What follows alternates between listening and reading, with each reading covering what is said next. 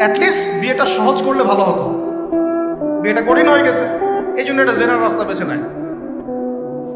তো আমরা জেনাকে উস্কে দিচ্ছি। আরে ভাই 16-17 বছর তো দূরের কথা, এখন 13-14 বছরের মেয়েরাই দেখবেন ঠিক নাই।